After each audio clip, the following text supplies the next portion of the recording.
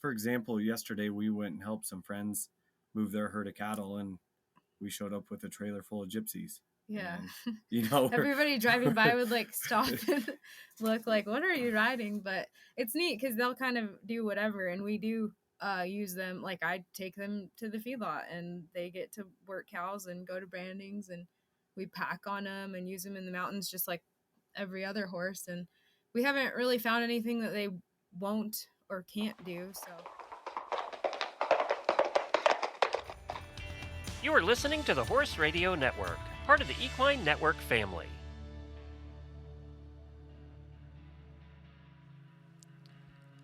Welcome to The Ride, a bi-weekly podcast brought to you by Horse and Rider Magazine. I'm your host, Nicole Cherico.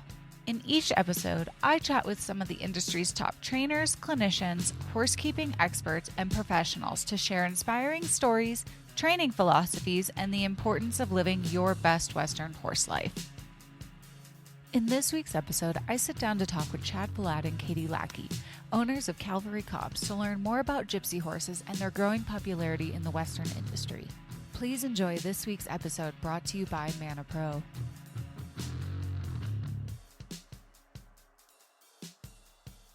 Hi, everyone, and welcome back to another episode of The Ride. This is your host, Nicole Cherico, and today I am here with Chad Vallad and Caiti Hladky, who are the owners of Cavalry Cobs.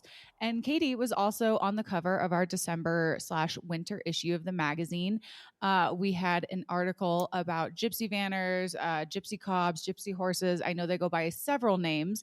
And they are both within the industry and are breeders and are kind of helping promote the gypsy horse breed here in the United States because it is such a new breed to us. So thank you so much for coming on and talking with us, you guys.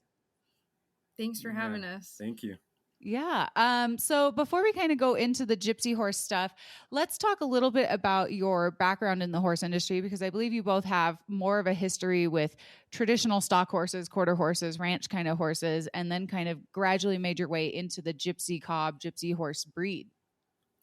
Yeah, I grew up on a small farm just by Fort Lupton, and I'm actually the only one in my family who even likes horses. I was a strange child that was born acting like them, and they let me have one, and that turned into several. So I just started collecting them, and once I was old enough to drive, I would collect more of them and go riding, and just started training and raising some quarter horses. But we just recently got the gypsies just a couple years ago. Yeah, my mom was into horses, and so that got my start into it. And like Caiti, I joined the Colorado Therapy Horses and help people from wounded vets, get around them, and just inspired my love for them. So, and then together we've learned about the gypsies. Mm-hmm. That's really cool. So yeah, I mean, we traditionally, I feel like the gypsy horses, they come from the UK. So a lot of English riding over there, but you guys use them for all of your Western activities, whether it's herding, working the feedlots, in the mountains, herding cattle. I mean, branding, you're roping off of them.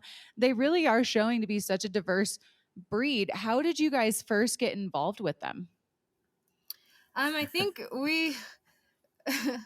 I found one that somebody wanted to trade some ranch horses for, and we're used to raising studs. We've been around a lot of them, so we thought we would just get a stallion first to make some crosses, because we've ridden and used a lot of draft crosses, and they're usually just have more bone and bigger feet and stuff, so they hold up to harder days in the mountains, long days and stuff. Good pack horses. So we just thought we would get one to cross, and well, then if you're going to get a stallion, you might as well get a mare. And and then we just started, the more we were around them, we just really liked their temperament and their trainability, so we just started finding more of them to bring home. You'll learn with Caiti, if you get one, they're going to need a friend. Yeah. And then that one's going to need a friend. Pretty soon you have a herd of them, and they're all friends. Yeah. Yeah, Yeah. you guys So, have like you've really expanded on your herd here in the last couple of years. I know on your Mm-hmm. social media page you guys are constantly posting about some of the horses you've sold, some of the horses that have come into your program, some of the horses that you guys have been breeding. So you Yeah. kind of mentioned a little bit about what attracted you to them, their personality, their temperaments. Can you kind of talk a little bit more about that for people who may not be as familiar with the Gypsy horses? yeah, as a quarter horse, they're more cautious.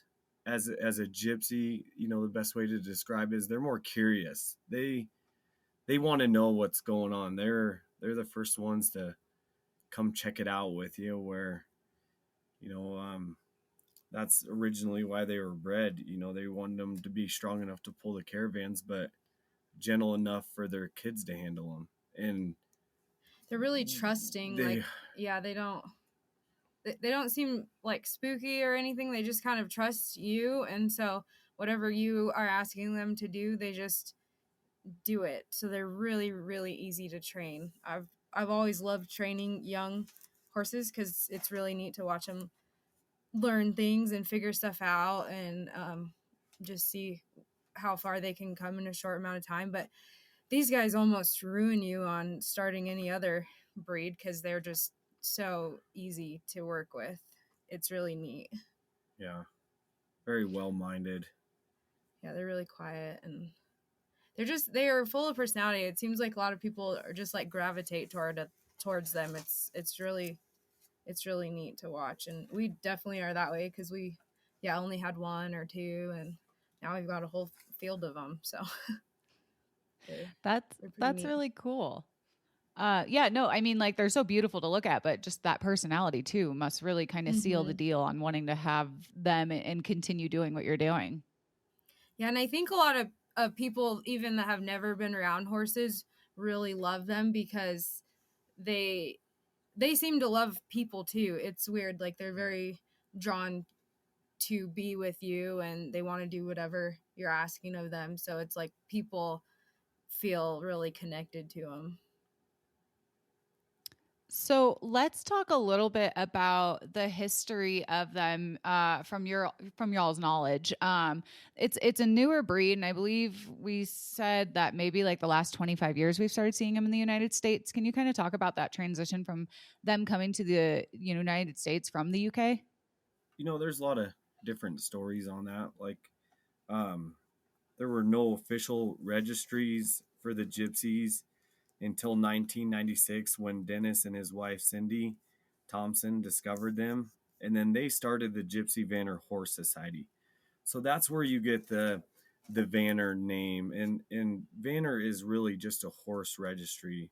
So Gypsy is the breed, Cobb is the body type, and Vanner is a trademark for their registry. Does that? Yeah, so they're all like words people use to describe kind Yeah. of the same horses, but over there they don't. Yeah, they call them just cobs or gypsies. Yeah, and that's their body type. They're short, stockier appearance. They're like people-sized draft horses. Yeah, no, for sure. You see them a lot in the UK. I believe, Queen Elizabeth rode Cobbs a lot, and Mhm. yeah, no, it's really cool. But like you said, there are quite a few names that come with the gypsies. So, but you're all describing the same breed, and like you said, the Cobb is how you guys Yeah. describe them, or how the people in the Mhm. UK describe them, and but we started seeing them more in the United States. More people that I'm talking to are using them for like showing competition. I'm seeing a lot of them in like the Western dressage, the working equitation, but you guys use them more as traditional working ranch horses, right?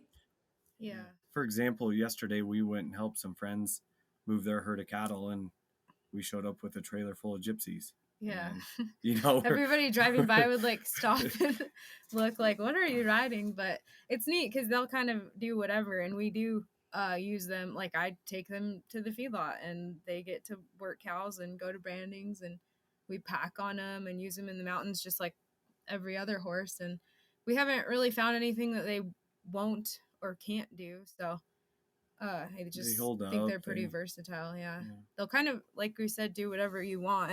them to do. So I think anything somebody wants to try, they'd probably excel at. Chad really wants to do mounted shooting, so I think that's next on his list to do with his gelding. Yeah.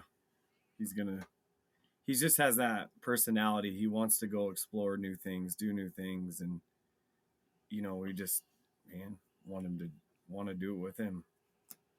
We've taken him to the mountains, and, by the time we're done, they can still go. So it's nice. They don't just get wore out. Mm-hmm. That's really cool. I have a friend in Arizona who works with a lot of gypsies, and she does like the mounted archery on them. So really, that's so cool.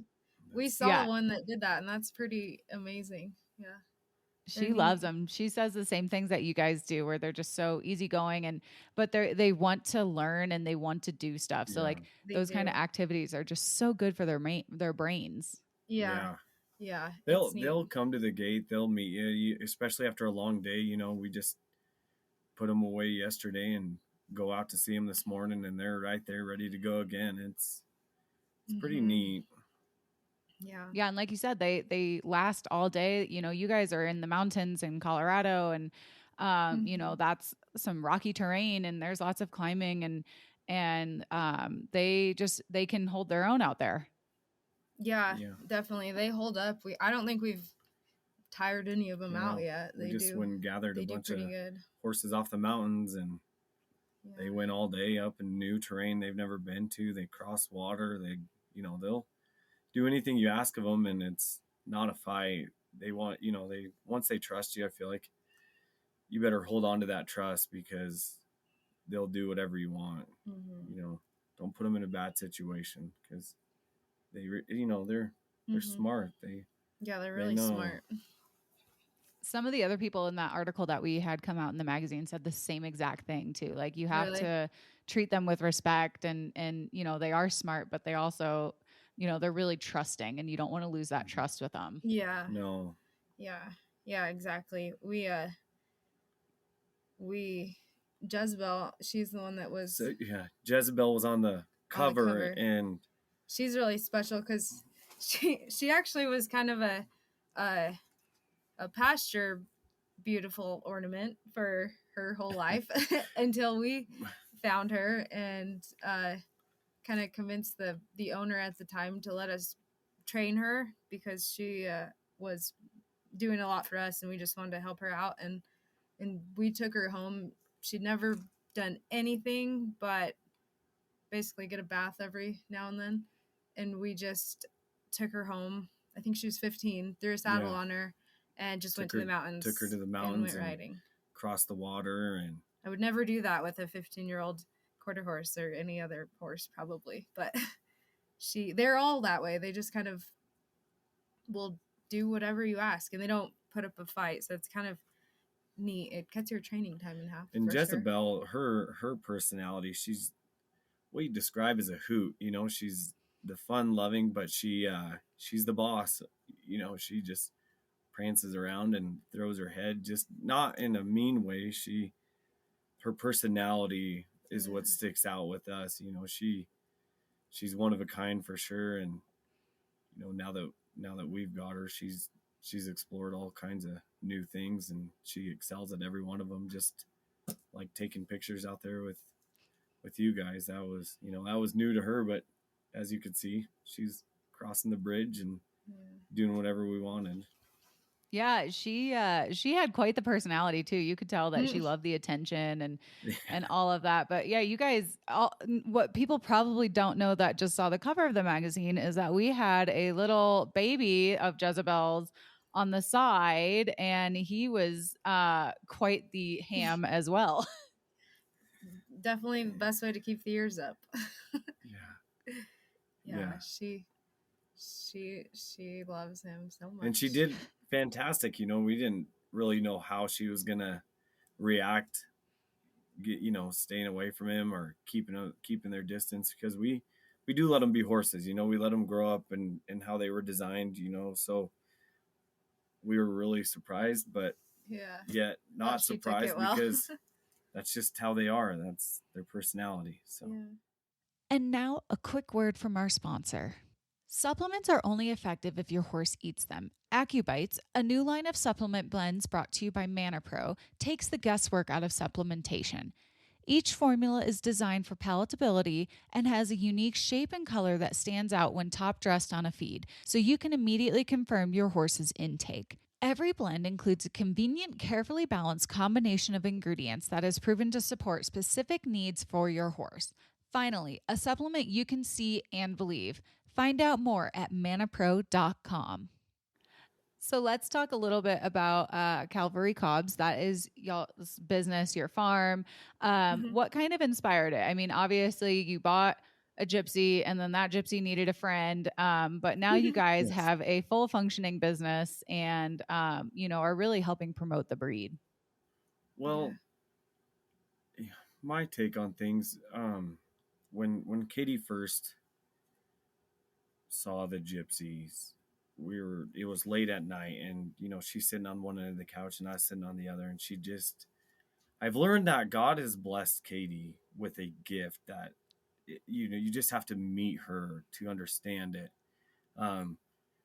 So when she started talking about this, I kind of jumped in both feet forward too, because understanding who she is, we went and looked at this Gypsy, and the minute Caiti laid eyes on her, it was a connection for sure. So then, we got her, and she was bred. Well, there's kind of a tragic accident that happened with her. Her foal is actually the one that was stolen. And so I don't know if anybody's heard about that, but she had a 4-day-old colt that was stolen. And when that happened, some people reached out and agreed if we wanted to maybe breed one, they would allow us to breed to some stallions that, they were never going to allow anybody to breed to. So we decided, okay, let's not end the story there. Kept pushing forward. Eventually got her bred and got a couple mares bred by these stallions, and just witnessing what they do to people, how many people really want them, but we wanted to give back too. So that's, I think, our main goal with this is to help share in some people's dreams of owning them. Caiti and I actually just recently sold a stallion, to this gal that probably normally wouldn't be able to afford it. And we just wanted to pass that along to her. And every day she sends pictures and videos of dressing him up, and he's got one of the best lives I think a horse could ever want. So that's... Yeah, it's just neat. We've been able to share them with a lot of people that they are kind of expensive horses. So a lot of families or younger people probably can't afford them, but we want to help change that because they're neat horses and they deserve to be with families. And the name Calvary Cobs actually came from Chad. We had started a different business a couple years ago. Yeah. Calvary Services. So we kind of just stuck with that name, and since they are Cobs, it just kind of rhymed, so it went together well. But why did you pick Calvary Services? Well, I wanted something. We love God and Jesus so much that we just want to be good ushers of their service, and so that's where Calvary came from, because they laid it all down on the line, right on Calvary. And we've always wanted to be able to give back. God's blessed us so much, and we just want to give back. I guess that's where the Calvaries come from. And Cobb's has a different logo on it, but as Calvary Services, it has the shield of faith and the sword of the Spirit. So it's kind of combined into one. And we just wanted to keep that going, so we put Cobbs at the end of it, and figured we could do the same with horses as we do with the other business. Yeah, for sure. And like you said, this is your way of giving back and helping promote such an amazing breed. And I think we maybe talked about this during our photo shoot, but over in the UK, the gypsies aren't nearly as expensive because they are so common everywhere. You know, everybody has cobs and that breed. It would be almost like buying a quarter horse or a paint horse over here. You know, there's just so many of them, and you know, you have accessibility to them. Whereas, you know, the breed is still so very new to the United States, and you know, you've had to import these horses over here breeding, and yeah, like you said, it's a very expensive horse because it is such a high demand and there's not as many of them. But what you guys are doing is really helping promote the breed, and then also making sure that these horses are going to the correct homes. Yeah. We pray about every horse before we buy them and before we sell them, just to make sure they have good homes, because we I just think it's neat to find the right match, and obviously not everybody's gonna keep a baby forever, and we don't expect them to, you know, but I think for the time that they have them, that just to make sure they're cared for and they love them. And I don't think you'll find anybody that doesn't, you know.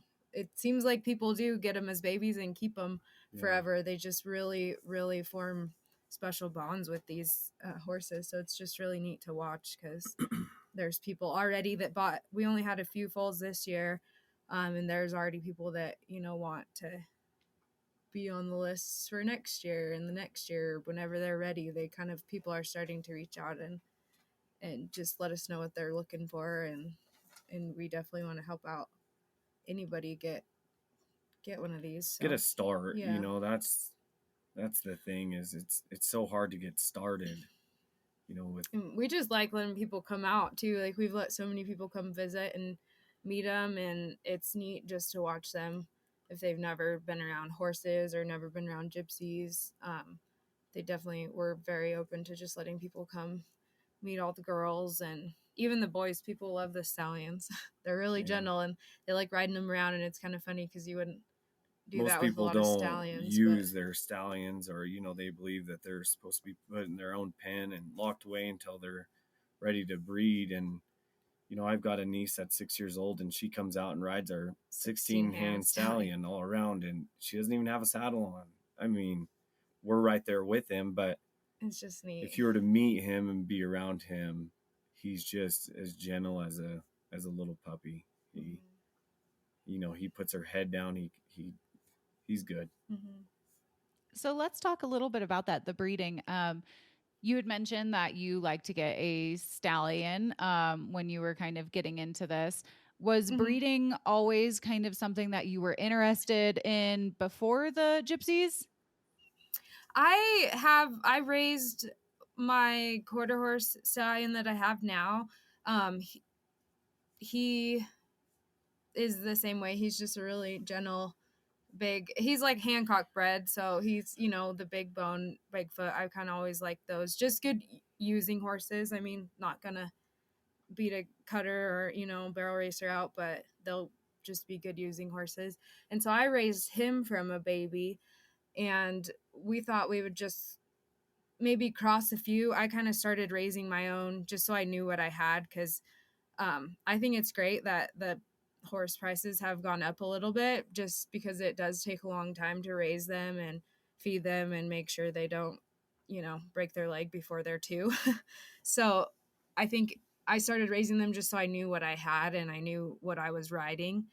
And so that was kind of our goal with these guys, was just to raise 1 or 2. And then, it was kind of always our plan to breed, but just not as much as quick as it's when we first got them, and then realized their temperament and how they were. You know, we were going to kind of go slow and make sure this was something that, you know, we really wanted to do. And it definitely, we found out quicker that we wanted to do it. So yeah, we planned on breeding a couple, but we have a couple more than that. Because that one needed a friend, and then that one needed a friend, and then then if you have 2 friends over, you know, you can't just leave one out. And what's funny about the gypsies is when we put them out with the quarter horses, I don't care if there's 1 or 2 gypsies. They segregate. They segregate. themselves. And I can send you videos. I mean, there's 8 quarter horses, 2 gypsies. They'll and like these- always separate. Like they think they're better. I don't know what it is. Even in a small pasture, they'll go to their corner. The quarter horses go to their corner. And I genuinely don't think the quarter horses are trying to do it, because when they go around the gypsies leave. Yeah. They walk away from it. They form their own club. It's so funny. Even Katie's dad was laughing the other day. We were over there helping him fix a tractor, and he said, I think those gypsies don't like the quarter horses. We just, we laugh because they don't want. It's just weird. They know what they are. They just like know they're different. They know they're different. They're special. Yeah. You mentioned that your stud is 16 hands, but obviously the cobs are normally much shorter. They're big, but they're smaller. Can you talk a little bit about why you've decided to kind of do that and breed some of the maybe larger sizes? Yeah, when we were first started looking for them, it seemed like most of them were like 13 and 14 hands. 14.2 is probably about the biggest you would find, and so we ended up finding a couple Jezebel's 15.2, a couple of bigger mares, and we just decided we wanted to breed some of these bigger ones because Chad likes riding the bigger. Yeah, and we've rode the other ones, and it's not bad. Their bodies take up a lot of your legs. So so you don't look. He's rode a 13.2 stallion, and he looks normal on him, but when you get off of him, you definitely feel it. Like he's over in England and Ireland and stuff. It seems I've spoke to a lot of the breeders over there, and a lot of them are 16 hands, and that's pretty normal because they did need to pull pretty big wagons and caravans, so they are bigger. They're not quite like 18 hands, but they're like over here in the US, they've kind of, I don't know if they've just bred them down, and we're trying to bring that size back a little bit, just because you get a lot of family people that want, dad to be able to ride the same horse that the kids can ride, and maybe they can ride on a 13-hand horse, but they don't want to, so it's just been harder to find. If you look at their breeding, they were bred with some of the bigger horses, there's the Shire and the Clydesdale.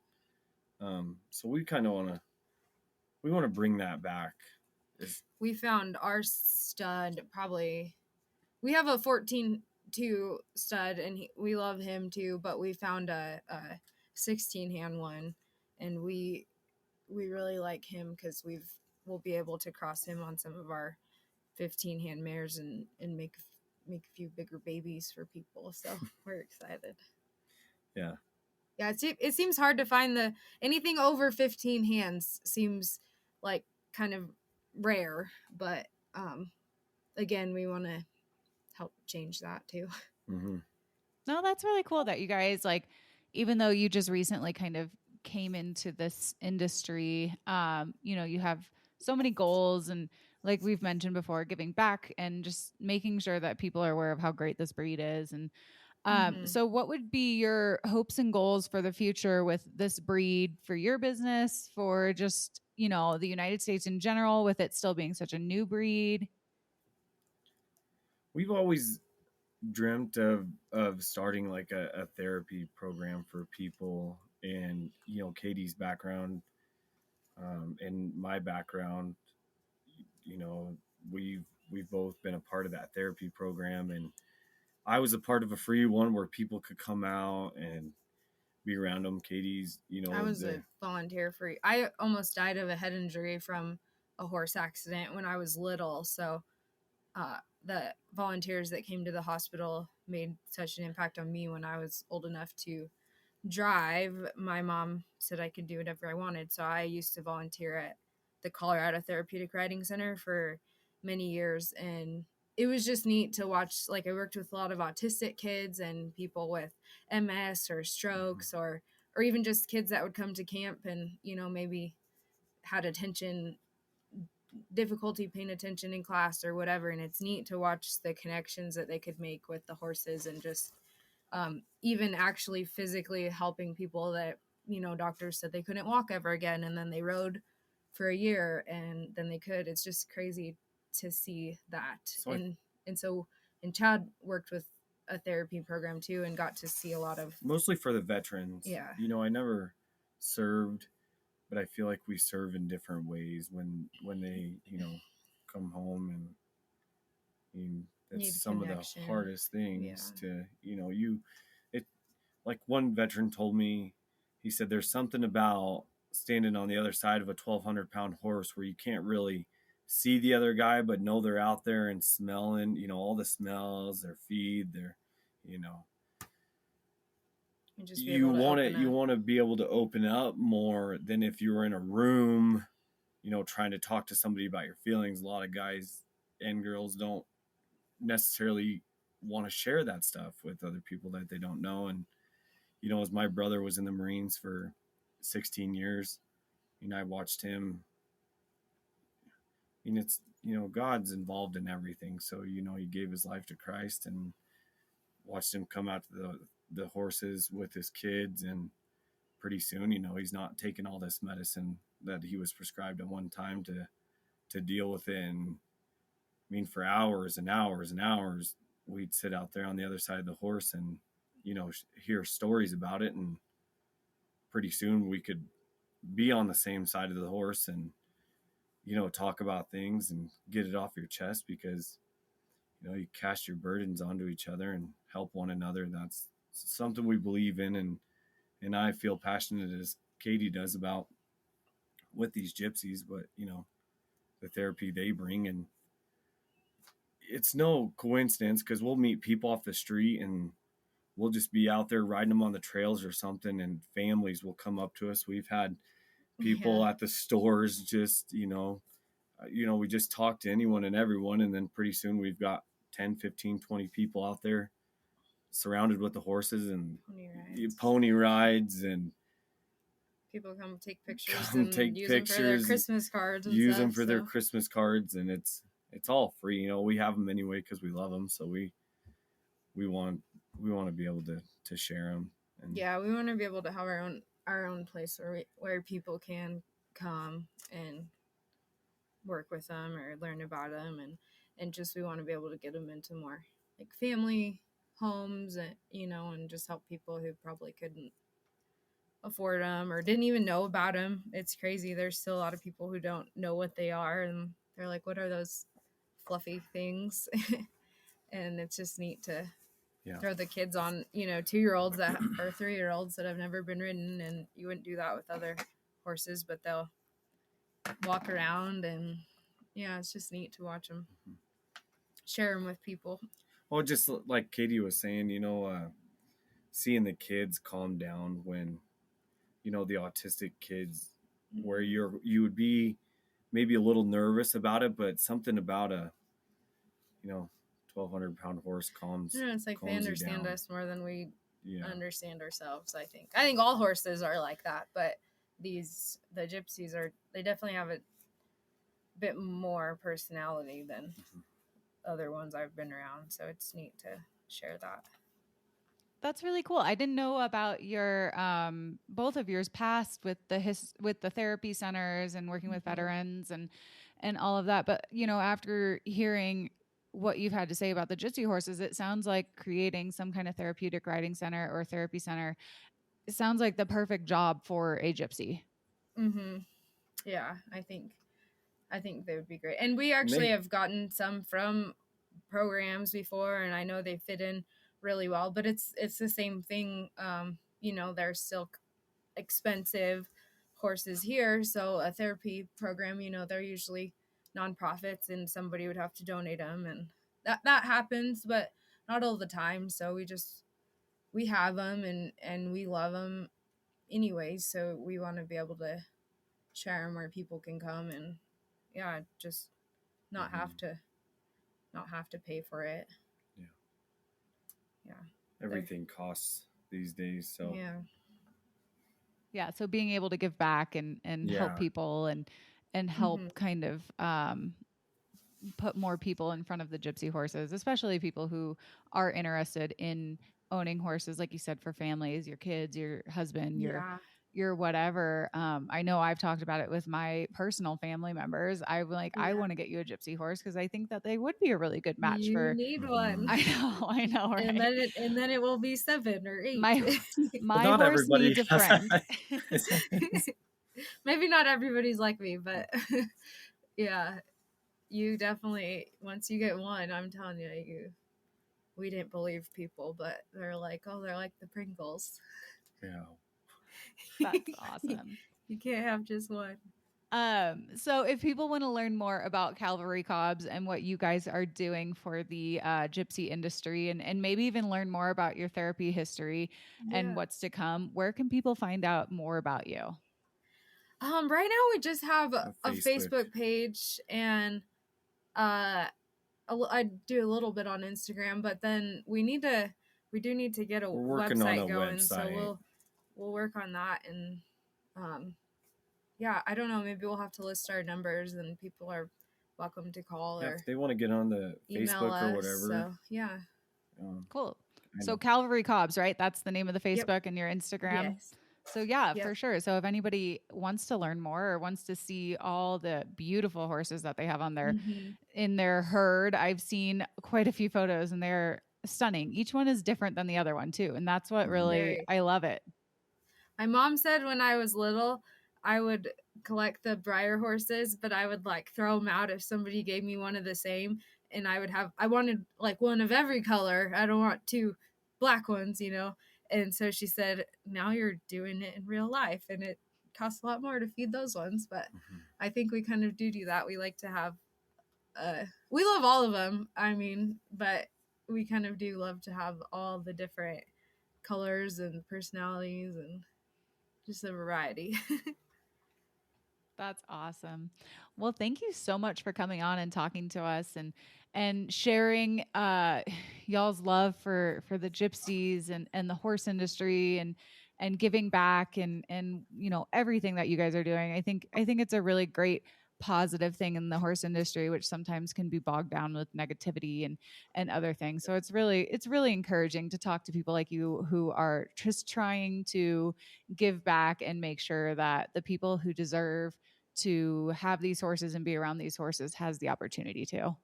Yeah, definitely. Thanks for having us. Thanks for having us. Yeah, and if you know of anybody that needs to come hug a gypsy or ride one, just let us know. Pass our number along. Yeah, feel free. Awesome. Thank you, guys. Yep, thanks. Once again, we'd like to thank ManaPro for being the sponsor of this week's episode. Thank you guys for tuning into the Ride Podcast. We hope you enjoyed this episode, and please be sure to subscribe wherever you listen to podcasts. Follow Horse and Rider Magazine on social media and find us at horseandrider.com to see all the cool things that we're up to. And if you have any comments or questions, please be sure to hit us up at horseandrider@equinenetwork.com. We want to hear from you guys. And if you like what you're listening to, please be sure to leave us a review on iTunes.